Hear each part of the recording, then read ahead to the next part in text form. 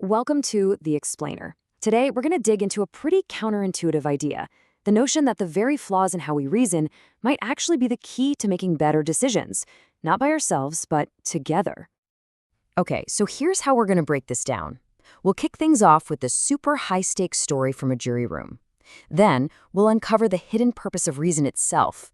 After that, we'll look at a really surprising experiment, see how this all works in the real world, and we'll wrap up with the power of a good debate.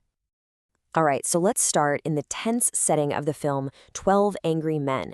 It's this incredible story that shows exactly what we're talking about, how a good old-fashioned argument right there in the jury room quite literally saved a young man's life by poking holes in the case against him. So it all started with one juror who pointed out a major contradiction. He asked, how could the defendant be in a wild state of panic 1 second, but also be calm and collected enough to carefully wipe his fingerprints off the knife? This was the first thread that started to unravel the entire prosecution's argument. And once they started arguing, more and more holes just kept appearing. The jurors started noticing some serious double standards. Like, why was one witness from the slums automatically considered a liar, but another witness from the exact same background was believed without any question at all?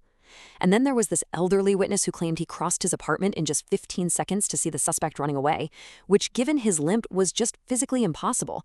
And the crazy part? The same juror who dismissed that time estimate still wanted to rely on his testimony. It was this process of arguing that laid all these contradictions bare and slowly but surely moved the jury toward reasonable doubt. Now, here's where it gets really interesting. That whole jury room drama actually tells us something profound about the true purpose of reason. We often think of our reasoning abilities as being full of flaws, but there's this interactivist perspective that suggests these so-called flaws are actually features. They're not bugs at all. See, when we think on our own, our reasoning can be pretty biased and, well, lazy. We've all got this my side bias, which makes us look for evidence that supports what we already believe.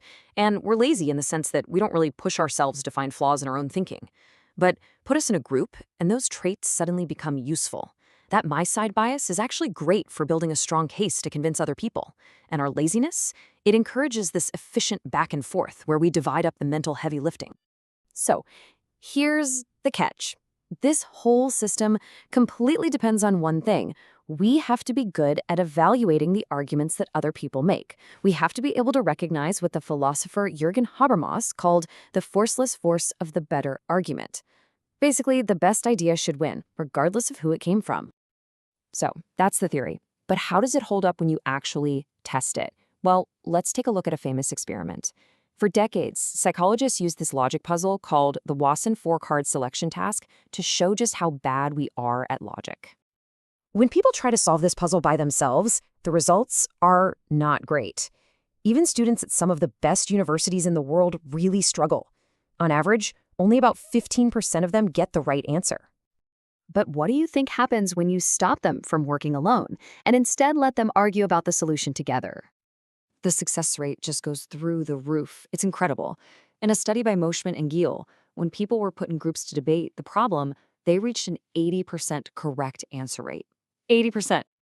I mean, this chart just says it all, doesn't it?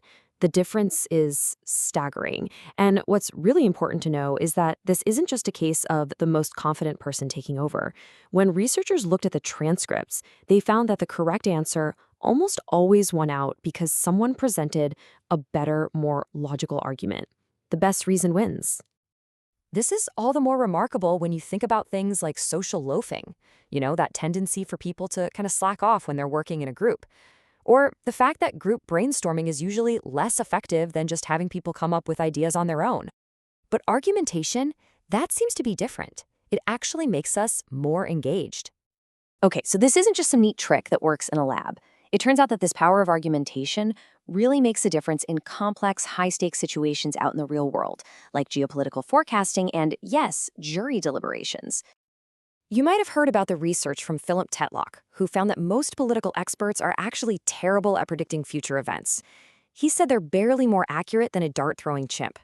And the main reason is that they use their reasoning skills to confirm their own pet theories, which just makes them dangerously overconfident. So, to try and get better forecasts, people develop something called the Delphi method. First, experts share their predictions anonymously. Then, they get to see the average of everyone's forecast. But an improved version added one absolutely crucial step. It also shared the reasons behind the different forecasts. And the result? The experts were able to evaluate each other's arguments, and they started to change their minds in a much smarter way, leading to way more accurate predictions. Now, let's head back to the courtroom. You might think that an expert judge would be better than a jury of regular people, right? Well, the famous jurist William Blackstone warned against that. He argued that a single judge, no matter how smart, is still prone to bias and injustice. And guess what? Studies using mock juries totally back him up. In one very realistic experiment, when jurors made their decisions individually, most of them got it wrong, choosing manslaughter. But after they got together to deliberate, most of the juries arrived at the correct verdict, second-degree murder, even if it was initially only favored by a minority. So why does this work so well? Well, it's because deliberation forces jurors to compare all their different interpretations of the evidence. It allows them to counterbalance their individual biases. Each person might bring their own perspective, but through argument, the group as a whole can arrive at a more objective conclusion. So, after all of this, what's the crucial point we should be taking away from all of this? Well, even though we often have this negative view of arguing, the evidence is just crystal clear. Whether we're talking about logic puzzles, expert forecasts, or jury verdicts, people consistently reach better, smarter conclusions after they've debated an issue with others. Simply put, argumentation works. And this isn't some new discovery. The great thinker Montaigne knew this centuries ago. He said that just studying books is a feeble motion, but conversation, a good debate, it teaches and exercises at once. It stimulates our minds and helps us rise to something better. Which really leaves us with one final, provocative thought to consider. Maybe, just maybe, our biggest and most dangerous bias is the quiet belief that we do our best thinking all by ourselves, in isolation.